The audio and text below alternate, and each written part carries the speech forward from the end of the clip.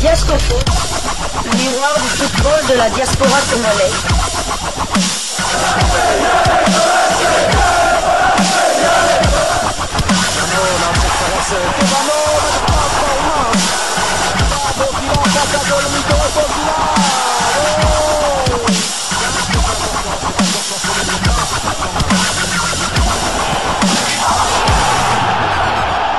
Diascofoot, le miroir du football de la diaspora congolaise. Vous êtes sur Diascofoot, le miroir du football de la diaspora congolaise. Diascofoot vous dit bonjour, tout le plaisir est pour nous de vous retrouver, mais surtout de savoir que vous êtes nombreux en train de suivre votre chaîne YouTube dédiée uniquement aux footballeurs de la diaspora congolaise. C'est l'heure de partager avec vous quelques news que nous avons pu récolter pour vous, des news concernant certains de nos internationaux ou des binationaux qui se sont illustrés dans leurs clubs respectifs. Et cela dans le cadre de cette deuxième livraison sportive de ce mardi 17 décembre 2024. Une livraison qui nous conduit du côté de l'Angleterre. En Angleterre pour parler plutôt d'un ancien international congolais qui décroche un diplôme prestigieux. Il s'agit de l'ancien léopard Jacques Magoma. Jacques Magoma a en effet décroché un diplôme d'entraîneur. Un nouveau chapitre s'ouvre donc pour l'ancien international congolais. Il a décroché un diplôme du programme de joueurs professionnels à entraîneur, une initiative conjointe de la PFA et de la Première Ligue et de l'IFL. Ce programme vise à augmenter la représentation des communautés noires, sud-asiatiques et autres minorités ethniques dans les postes d'entraîneur à temps plein dans le football professionnel. Une étape importante pour Jacques Magoma qui ouvre la voie à une nouvelle carrière tout en inspirant d'autres anciens joueurs professionnels à suivre la même voie. C'est vrai qu'ici en République démocratique du Congo, le problème de reconversion de nos joueurs se pose avec acuité. Je ne sais pas s'il s'agit d'un problème d'encadrement déjà au niveau de leur club, surtout des joueurs qui évoluent ici. On a vu des anciens internationaux congolais, médaillés de bronze du reste et qui ont fait des carrières, je dirais, des carrières quand même pas mal. C'est le cas de Jean Moukoul Kassongo Korando qu'on a vu jusqu'en Bundesliga dans le club de Wolfsburg et la manière dont ce dernier est décédé ici à Kinshasa dans une précarité dont je ne pourrais même pas vous décrire ici, nous fait mal. Ceci pose réellement le problème justement de la reconversion de nos footballeurs après leur carrière et même de joueurs qui sont des binationaux, c'est-à-dire qui sont nés et grandis dans des pays européens. En tout cas pour les Congolais, il y a toujours des difficultés. On est en train de voir des anciens internationaux, des binationaux d'autres pays africains se reconvertir soit en entraîneur très facilement, soit se reconvertir en consultant et commencer à commenter des matchs, à offrir leurs services et qui finalement sont payés pour cela. Mais pour des Congolais, c'est vraiment rare de voir des Congolais dans ce genre de métier. Je ne sais pas pourquoi, est-ce une question de mentalité, mais en tous les cas, Jacques Magoma a poursuivi cette formation qu'il a terminée et on peut espérer le voir demain, pourquoi pas coacher un club peut-être d'une division inférieure et essayer de monter crescendo jusqu'à arriver peut-être en première division. Pourquoi pas le voir revenir au pays pour s'occuper de certaines équipes d'âge et pourquoi pas monter jusque chez les A si bien évidemment il parvenait à acquérir de l'expérience en tant qu'entraîneur, en tant qu'ancien joueur. Il a certainement de l'expérience, il connaît le football. Alors Jacques Magoma qui décroche finalement on va dire ce diplôme d'entraîneur, une formation je dirais quand même prestigieuse, assurée par la Première Ligue comme vous pouvez voir d'ailleurs sur cette photo. Et qu'est-ce que cela vous inspire?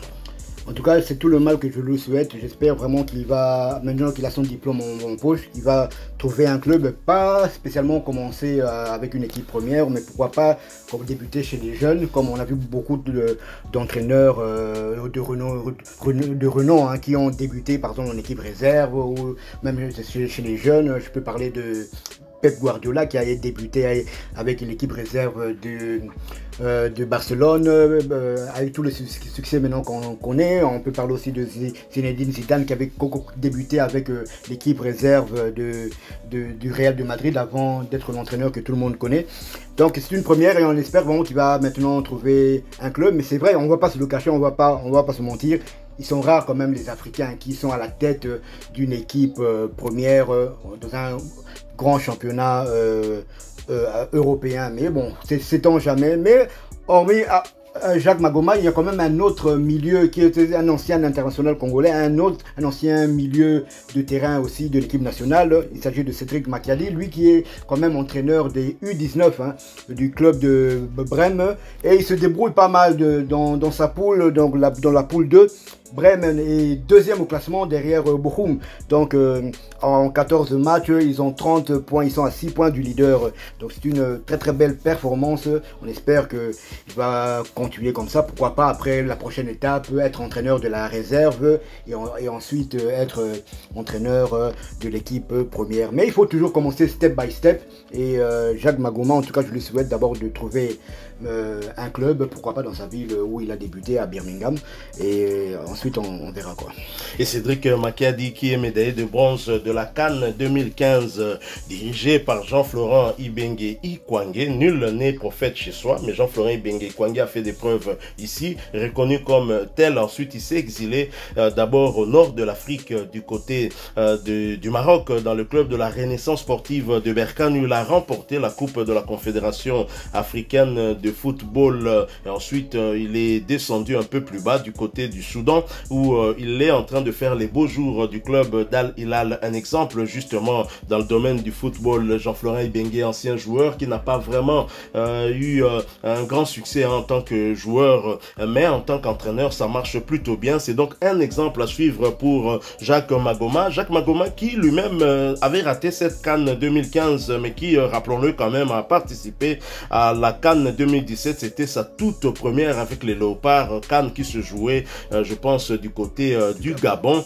et les Léopards ont été éliminés par le Ghana, je pense sur le score de 2-1 si ma mémoire ne me trahit pas. Et donc ils ne sont pas nombreux, et donc c'est l'occasion ici pour nous de féliciter des joueurs qui se muent en entraîneur. C'est vrai qu'il n'est pas le seul. On voit Papi Kimoto qui après une carrière fructueuse ici au pays, en République démocratique du Congo puis en Belgique, il a réussi sa reconversion puisque les résultats suivent. On le voit avec Maniema Union qui évolue dans la phase des groupes de la Ligue des champions africaine. Si Maniema Union n'a pas encore gagné, Maniema Union n'a pas encore perdu non plus, et c'est une très très bonne chose.